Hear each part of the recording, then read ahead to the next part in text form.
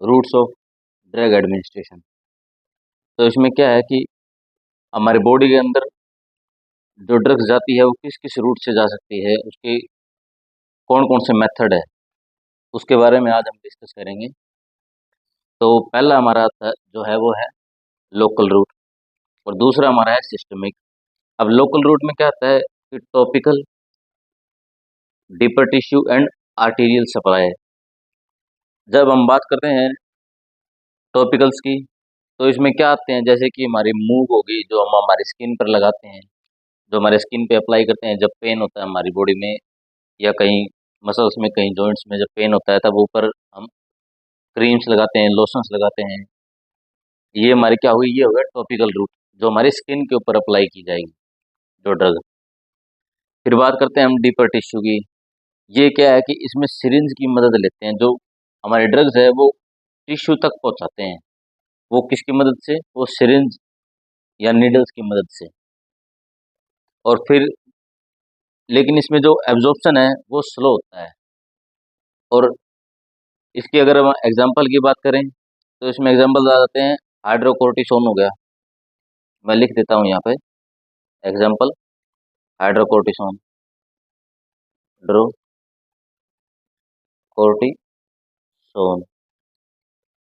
और arterial supply की हम बात करें तो इसमें आ जाते हैं हमारे जो ड्रग्स, जो हमारे ऑर्गन्स तक पहुँचते हैं। Drug will reach to the organ. वो कैसे पहुंचेगी, हमारे ब्लड के थ्रू। अब आर्टरीज और वेन होती है। अब आर्टरीज क्या काम करती है, जो हमारे ब्लड को सप्लाई करती है ऑर्गन्स तक, और वेन्स क्या होती है, ब्लड को सप्लाई करती है हार्ट तक। तो जो हमारा आर्टीरियल सप्लाई क्या है कि हमारे ऑर्गन्स को, जो हमारा ब्लड, जो ड्रग है वो ऑर्गन की तरफ मूव करेगा। जैसे जैसे ब्लड ऑर्गन की तरफ मूव करेगा वैसे वैसे हमारा ड्रग्स भी ब्लड ब्लड के थ्रू ऑर्गन की तरफ मूव करेगी। तो इसी तरह अब हम बात करेंगे सिस्टमिक की। सिस्टमिक में क्या होता है कि इसका मतलब होता है ब्लड। सिस्टमिक का मतलब ही ब्लड होता है कि हमारे सिस्टमिक सर्कुलेशन में ड्रग पहुंच गई। इसके अलग अलग मेथड है एडमिनिस्ट्रेशन के। हम इससे दो प्रकार से एडमिनिस्टर कर सकते हैं। पहला एंटेरल, जो हमारे जीआईटी में जाएगा। एक होता है पेरेंट्रल, जो हमारे जीआईटी का जिसमें कोई रोल नहीं है, जो हमारी गैस्ट्रोइंटेस्टाइनल ट्रैक से दूर रहेगा। अगर हम बात करें एंटेरल रूट की, इसमें हमारे तीन कैटेगरी आती है, ओरल, रेक्टल, सबलिंगुअल। इन तीनों में ये ड्रग जो होती है हमारे जीआईटी के थ्रू जाती है, यानी कि फर्स्ट पास मेटाबॉलिज्म होता है जिसमें। और पेरेंट्रल में फर्स्ट पास मेटाबॉलिज्म नहीं होता, ये हमारे गैस्ट्रोइंटेस्टाइनल ट्रैक से दूर रहती है। पेरेंट्रल भी हमारे पास दो प्रकार की होती है। वो कौन कौन सी होती है, injectables and non injectables. Injectables की बात करें तो नेजल्स के थ्रू, जैसे हम स्प्रे करते हैं या ड्रॉप डालते हैं हमारी नोज के अंदर। फिर दूसरा आता है हमारा क्यूटेनियस। क्यूटेनियस होता है मसल्स और स्किन के बीच में। और इनहेलेशनल होता है, जो हमारे नोज के थ्रू देते हैं, जो स्प्रेज होते हैं, जो नेबुलाइजर होते हैं। जैसे कि नेबुलाइजर, मैं आपको एक एग्जांपल दूं तो जो हमारे स्प्रे होते हैं, जो सेंट छिड़कते हैं हम, जो बॉडी पे हमारे लगाते हैं, वो नेबुलाइजर्स होते हैं, वो स्प्रेज। अब इंजेक्टेबल्स की बात करें तो इंजेक्टेबल्स में आता है सबक्यूटेनियस। सबक्यूटेनियस होता है हमारी, जो ये स्किन की लेयर है, इसमें दो लेयर्स होती हैं, तो डर्मिस और एपिडर्मिस। अगर इन लेयर्स के अंदर हमारा इंजेक्शन लगे, हमारी ड्रग्स पहुंचती है, तो वो होते हैं सबक्यूटेनियस। फिर होता है इंट्रामस्कुलर, जो हमारे मसल्स के अंदर लगता है। इसकी अगर हम देखें तो हमारे शोल्डर्स में जब लगाते हैं, जैसे कि हमने कोविड के टाइम में देखा था कि हमारे शोल्डर मसल पे इंजेक्शन, ड्रग इंजेक्ट की गई थी। और जब हमारे हिप्स पे भी लगाते हैं तो वो इंट्रामस्कुलर होता है। इंट्रावेनस की बात करें तो जो हमारे वेन्स के अंदर लगता है। इंट्राडर्मल, जो स्किन की बात आ गई।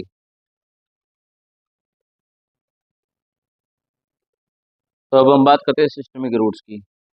सिस्टमिक रूट्स में वो होता है कि मतलब हमारे जो ड्रग्स जो हमारे ब्लड में जाए, वही होता है सिस्टमिक का मतलब ही यही होता है कि जो ड्रग्स है ब्लड में पहुंच जाएगी।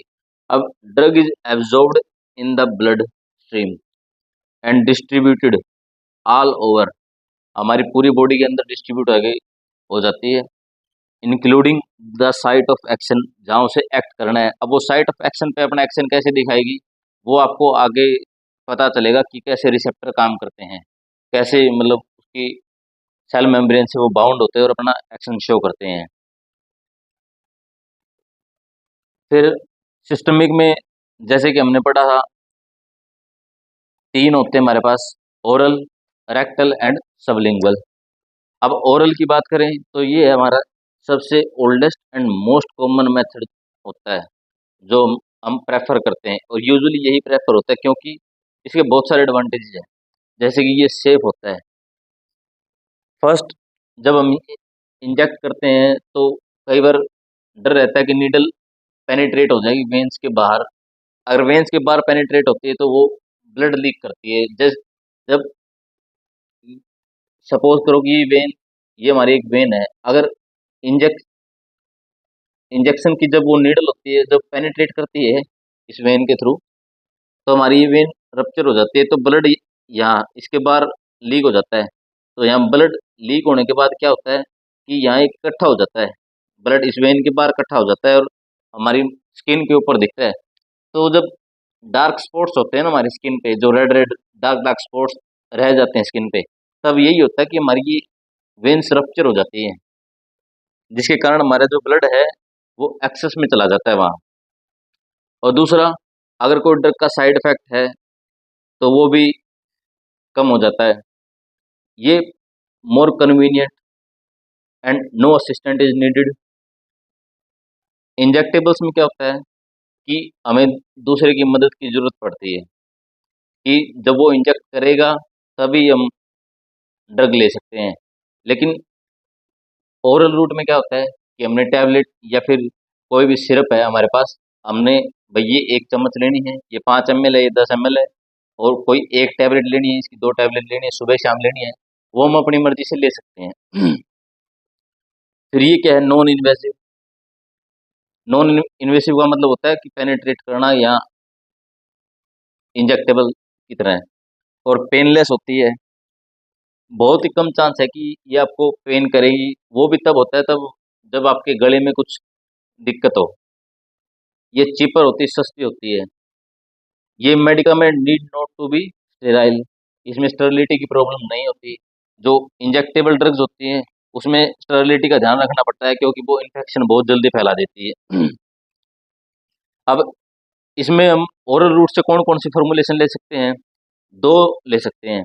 पहला सॉलिड, सेकंड वन जो है हमारे पास वो है लिक्विड डोसेज फॉर्म।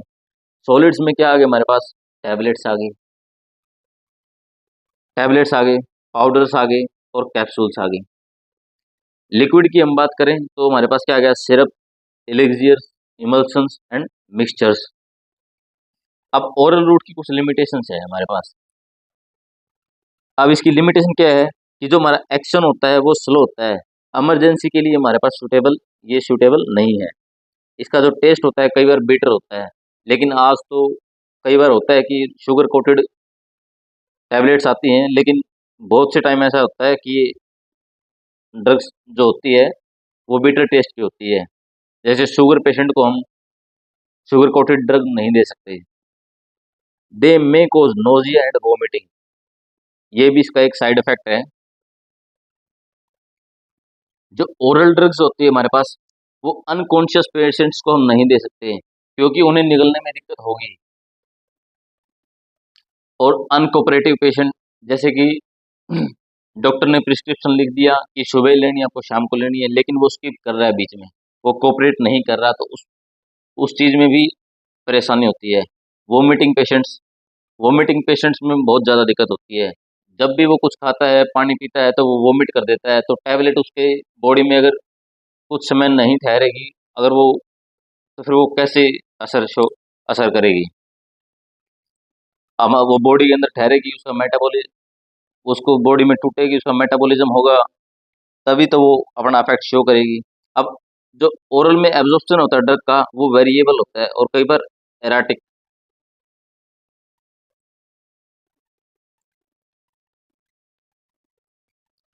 फिर इसके एग्जांपल्स की बात करें तो वो हो गए, स्ट्रेप्टोमाइसिन इज नॉट एब्जॉर्ब्ड, ये क्या है, अमाइनो ग्लाइकोसाइड एंटीबायोटिक। और कुछ ड्रग्स ऐसी होती हैं जो जूस डाइजेस्टिव जूस के थ्रू डिस्ट्रॉय हो जाती है, जैसे कि पेनिसिलिन जी और इंसुलिन। सपोज करो कि हमने इंसुलिन दिया ओरल, वैसे इंसुलिन हमेशा पेरेंटल ही देते हैं। अगर आप इंसुलिन ओरल देते हो तो जो हमारे स्टमक में एसिड है, HCl हाइड्रोक्लोरिक एसिड, वो इसे डिस्ट्रॉय कर देगा और ये कोई इफेक्ट शो नहीं करेगा। कुछ ऐसी होती हैं जो लीवर्स के अंदर डिस्ट्रॉय हो जाती है, जैसे कि GTN, testosterone, glycerin trinitrate, GTN की फुल फॉर्म होती है। फिर बात करते हैं हमारे नेक्स्ट रूट के बारे में, रेक्टल रूट। अब कुछ ड्रग्स होती हैं जो इरिटेंट होती है और अनप्लीजेंट होती है, वो हम रेक्टम में which they can be put into rectum as suppositories और retention enema for systemic affect, and this drug can be use in patient having recurrent vomiting और अनकॉन्शियस पेशेंट में। जो पेशेंट अनकॉन्शियस है और वोमिटिंग है, तो हमारे पास एक मेथड ये होता है कि रेक्टल रूट के थ्रू दे दें, लेकिन इसकी कुछ लिमिटेशंस होती हैं। अब रेक्टल रूट के थ्रू जो ड्रग होती है उसका एब्जॉर्प्शन इनटू एक्सटर्नल हेमोरॉइडल वेन्स होता है, जो क्या करती है अबाउट 50% वो लीवर को बाईपास कर देती है। लीवर को बाईपास करना मतलब उसको फर्स्ट पास मेटाबॉलिज्म को अपने बाईपास करती है, but not that absorbed into internal haemorrhoidal veins. अब हेमोरॉइडल वेन्स क्या होती है ये भी मैं आपको बताऊंगा। पहले इसके हम लिमिटेशंस के बारे में जान लेते हैं। इसकी लिमिटेशन क्या है कि ये slow and irregular absorption show करती है। ये route mostly used in babies, because बड़ों में तो ये इनकन्वीनियंट होती है, एम्बेरसिंग होती है कि आप सोच सकते हो कि बड़ों में रेक्टल रूट के थ्रू आप कैसे ड्रग पहुंचा सकते हो। तो ये जब यूज होती है तो बेबीज के अंदर ही यूज होती है। Rectal inflammation from irritant drugs, जो हमारे रेक्टल रीजन है, जो एरिया है, अगर कुछ ड्रग है जो इरिटेशन कोज करती है, इसके कारण इन्फ्लेमेशन भी हो सकती है। और कुछ ड्रग्स ऐसी होती है कि समटाइम मतलब, अब उन ड्रग्स की बात करेंगे जो कि यूज करते हैं हम जो रेक्टल रूट के थ्रू। अब वो कौन कौन सी ड्रग होती है, जैसे नॉर्मली जो हम लेते हैं ड्रग्स वो होती है डायजिपाम, इंडोमेथासिन, पैरासीटामोल, एर्गोटामिन। जैसे कि मैंने आपको कहा था हेमोरॉइडल वेन्स। अब हेमोरॉइडल वेन्स क्या होती है, ये सोलन वेन्स होती है जो हमारे एनस के अंदर प्रेजेंट होती है एंड लोअर रेक्टम के अंदर। अब हेमोरॉइडल वेन दो प्रकार की होती है, एक्सटर्नल एंड इंटरनल। अब इंटरनल की बात करें हम तो वो होती है इनसाइड द रेक्टम, और हेमोरॉइड्स जो हमारे होते हैं under the skin, around anus, उन्हें हम कहते हैं एक्सटर्नल हेमोरॉइड्स। जो हमारी वेन्स जो होती है, जो एनस और लोअर रेक्टम में सोलन वेन्स, उन्हें तो हम कहते हैं हेमोरॉइडल वेन्स। जो हेमोरॉइड होते हैं हमारे, वो इन वेन्स के अंदर होते हैं, वो इंटरनल और एक्सटर्नल होते हैं। फिर हमारे पास अगली कैटेगरी है सबलिंगुअल कैटेगरी। सबलिंगुअल को हम बकल भी कहते हैं। इसमें क्या होता है कि जो हमारी ड्रग होती है वो हम प्लेस करते हैं हमारे टंग के नीचे। द ड्रग, ड्रग में मतलब टैबलेट और पैलेट आ गई, is placed under the tongue और crushed in the mouth and spread over the buccal mucosa. जब हम इसमें ड्रग्स कौन कौन से वैलिड है, lipid soluble and non irritating drugs होती है। और इसके ये ड्रग्स कैसे अब्जॉर्ब होती हैं, सपोज करो कि हमने टंग के नीचे टैबलेट रख ली तो वह वहाँ डिजोल्व हो जाएगी और वहाँ वेन्स प्रेजेंट होती है, उन वेन्स के थ्रू ये डायरेक्टली ब्लड के अंदर एब्जॉर्ब हो जाती है। और सबलिंगुअल रूट है वो कई बार पेरेंट्रल भी कंसिडर किया जाता है एक आध केस में, क्योंकि ये डायरेक्टली ब्लड के अंदर जाती है। ये एंटेरियल रूट इसलिए है क्योंकि ये GIT के थ्रू होके जाती है। तो मोस्टली आपको कंसिडर करना है कि ये सबलिंगुअल जो रूट है वो एंटेरियल रूट ही है। अब इसके एडवांटेजेस की बात करते हैं। एडवांटेज क्या है इसका, जो एब्जॉर्प्शन है वो बहुत ही जल्दी है क्योंकि ये डायरेक्टली ब्लड के अंदर जा रही है, इसकी बायो अवेलेबिलिटी भी होगी वो ज़्यादा होगी। और liver is bypass, first pass metabolism bypass हो गया। अगर फर्स्ट पास मेटाबॉलिज्म बाईपास हो गया तो ड्रग की बायो अवेलेबिलिटी ऑटोमेटिकली इंक्रीज होगी। फर्स्ट पास मेटाबॉलिज्म में क्या होता है कि जब हमारी ड्रग हमारे स्टमक के थ्रू, लीवर के थ्रू जब जाती है तो वो मेटाबोलाइज्ड होती है, जिसके कारण जो उसकी मेटाबोलाइट होने के कारण उसकी कंसंट्रेशन डिक्रीज हो जाती है, तो 100% बायो अवेलेबिलिटी शो नहीं करती। लेकिन जब ड्रग हमारे डायरेक्टली ब्लड में जाती है तो वो 100% बायो अवेलेबिलिटी शो करती है। अब इसकी अगर एग्जांपल की बात करें तो जीटीएन, ब्यूपरीनोर्फिन, डेस अमाइनो ऑक्सीटोसिन, ये हमारी होगी इसकी ड्रग्स। तो नेक्स्ट कैटेगरी जो हमारी है वो है पेरेंट्रल की, तो उससे हम करेंगे नेक्स्ट लेक्चर में discuss. Thank you very much. तो अगर आपको वीडियो अच्छी लगी और तो लाइक और सब्सक्राइब कीजिएगा चैनल को। Thank you very much.